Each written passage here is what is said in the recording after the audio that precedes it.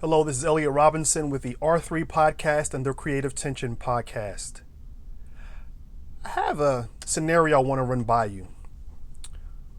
Let's say one day you are coming home, and as you're pulling in front of your home, or perhaps in front of your apartment, or even into your subdivision, you notice that someone has set up a table with some chairs, and they are not a part of your community.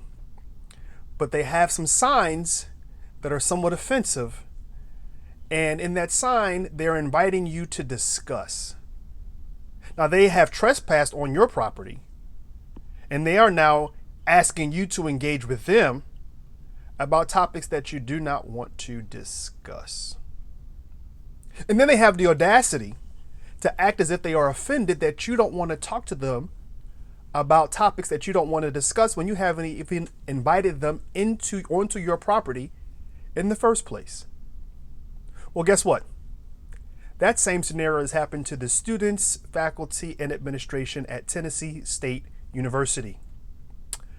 Two conservative content creators who call themselves the Fearless Debaters on yesterday decided that they would trespass onto the property of Tennessee State University. They would set up a table. They would set up some chairs. They would be wearing of course, their MAGA hats, Make America Great Again hats. And they would put up two signs in front of those tables. The first sign said, DEI should be illegal. The second sign said, deport all illegals now. Now, perhaps some people don't know, and I want to give a little backstory. On a college campus, individuals cannot just come from the outside and set up tables and have dialogue or discussion with students. Vendors cannot just set up tables anywhere they want to without the prior authorization of the university. Student organizations are not allowed to set up tables on campus without prior authorization from the university. Anyone who does so is trespassing. So even a student organization could get in trouble if they just simply set up a table and chairs in order to solicit, in order to provide information, even if it's a fundraiser for a worthy cause. There has to be prior authorization from the university before that can happen. These two individuals didn't give a damn. They just wanted to basically bum rush the campus for a viral moment, set up table and set up some chairs. And then they wanted to give the impression that their whole goal, their whole reason for being there was they wanted to engage in debate. They wanted to talk to students about these topics. Well, if they really wanted to talk to the students about these topics, wouldn't they have just partnered with a student organization? And then they could have done it in a way that is legal, that is authorized by Tennessee State University. Wouldn't that have been the more prudent way to engage students at a university in debate versus bum rushing their campus and simply setting up like squatters? If I am not mistaken, I'm not sure that Charlie Kirk would just show up on campuses without prior authorization or without approval or in partnering with the student organization. No, these great debaters want to be their version of Charlie Kirk Debates 2.0.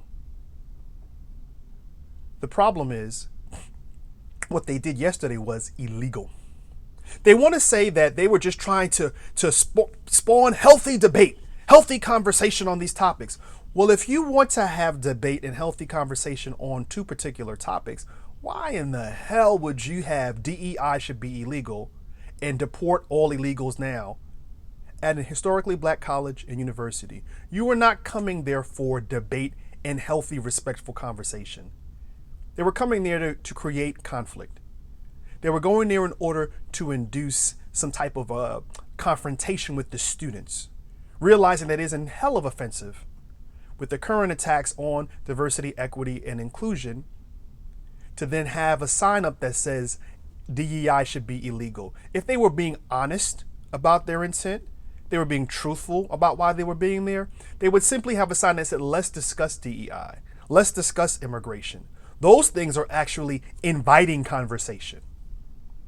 If those signs are there, that would actually cause students to perhaps stop, even though they were wearing MAGA hats. A student might have stopped and said, you know what, let me engage you in discussion. But when you have DEI should be illegal, when the purpose of diversity, equity, and inclusion is not illegal. Let's have a quick conversation on what DEI and its intention is.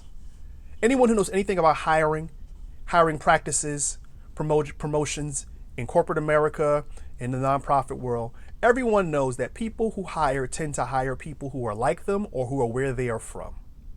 It's just a fact. If your hiring manager went to school at the University of Florida, guess what? They're going to definitely make sure that the University of Florida is one of the stops they make on their hiring tour. If a school is located, let's say in Atlanta, Georgia, they're going to make sure that they go to UGA. They're going to make sure that they go to Georgia Tech. They're going to make sure that they perhaps go to Emory as well. The question will be, are they also going to make sure that they go to the Atlanta University Center where Spelman, Clark, and Morris Brown and Morehouse are also located? That's what diversity, equity, and inclusion is about. It's ensuring that you are including a larger pool of candidates who are qualified for a particular position. And so that is the intent of DEI. The intent of DEI is not to bring in lesser qualified people. It's to ensure that you're looking at all of the people who are available and who are qualified so that they can have the opportunity to be a part of your organization. But when you put up a sign that says DEI should be illegal, the purpose of that is to not bring about debate or discussion. It's to be offensive. It's to be dismissive. It's to be a Weisenheimer, be a wise ass. So that was the purpose of those signs. Placing students in harm's way is also a part that has really frustrated me about this.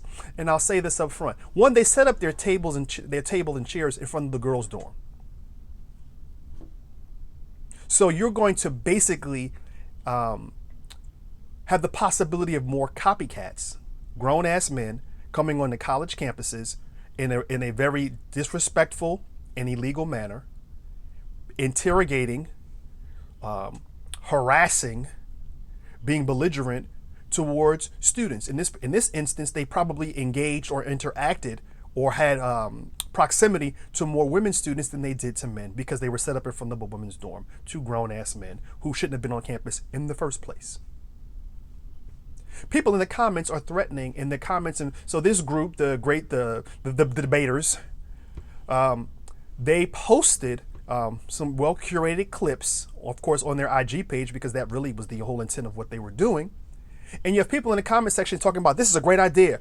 I want to do it too. I want to show these HBCUs. Why are they so afraid of conversation? They are enticing and really eliciting other people to illegally go onto HBCU campuses and to illegally and threateningly engage with students. While they may not have, other students may be engaged with in a manner that is disrespectful, that is harmful, that is threatening.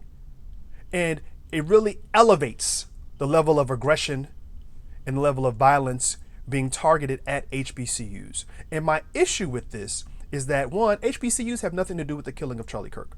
And yet, after his death, 8 HBCUs received threats of violence. 8. Some had to have shelter in places. Some had to cancel classes. And so let's stop acting as if his message was so loving and so bringing everyone under the same tent. If that's the case, why is the immediate response to lash out at HBCUs? Why is it the response of these guys to then go to an HBCU campus with very disrespectful signs up for the purposes of antagonizing and intimidating and not for the actual job of having conversation or debate? I'm also kind of tired already of people profiting off of Charlie Kirk's death. And these two guys are basically simply doing that. They are created an irresponsible clickbait event. They've already said they intend to go to more HBCU campuses, even though they have not been invited, even though they are not partnering with student organizations, even though their intent is not to have debate, but simply to create animus between themselves and HBCUs. This, for me, is really what we're seeing a lot in social media, and they have found their little niche, their niche of conflict, comments, and cash. And that's what these guys are all about. They're in the conservative wing of comments, clicks, and conflict, comments, and cash. And so I'm really frustrated that this is where our country has gone. And I'm also frustrated that our students have to deal with this because our students had nothing to do with the death of Charlie Kirk. Folks like these debaters, they have mastered white rage culture on social media. They just have it figured out. They know that they're going to get clicks, conflict, comments, and cash. Students, I would strongly advise you that if you see someone on campus, if you see them and they should not be there and they're setting up for one of these conflict debate events, first thing, contact campus security immediately. Do not engage with them at all. Do not get caught up in the clickbait nature of what they are trying to do to create an antagonistic exchange between black students primarily and these two grown-ass white men, three grown-ass, however many come, grown-ass men, basically trying to get into an antagonistic debate with young students. Send text to your friends and organizations telling them to avoid the area in which these individuals have been set up. Video from a distance to ensure that you have your own uncompromised video in case there will be a distortion of what had taken place in the future. And then when they are being escorted off campus, do not engage. Do not allow yourself to be videoed or photographed. Allow campus security to take them off with literally no one around. They are literally begging for attention. So we cannot afford to give them that attention. We don't want to give more life and breath to this foolishness. And I will tell you, these clowns have gotten tons and tons and tons of comments, tons of likes, which means that they're making a ton of cash off basically being two jerks. So let's not give this any more life. And to those clowns out there, the debaters, and those who want to follow them up with this antagonistic and really quite dangerous activity, if you really want to honor Charlie Kirk, if you want to honor his memory, stop profiting off of his murder. How about you do that? If you want to truly continue his work, and on the one cause that actually had the majority of Americans basically in lockstep with his cause, you should be out crying day and night for the release of the Epstein files. If you really want to honor Charlie Kirk like you claim you do, and not just want to make money off his death like the tons of people who have lined up to make a ton of cash off of his death, how about you do something to honor his memory by calling for the release of the Epstein files? And until some of you basically social media pimps start doing that, no, you cannot be taken seriously, because that was the one cause that he was 10 toes down about at the time of his death. And that was the one cause that had a unifying rally amongst the overwhelming majority of the American people. So if you want to be, I'm Charlie Kirk, I'm Charlie Kirk, I'm Charlie Kirk, be Charlie Kirk about that.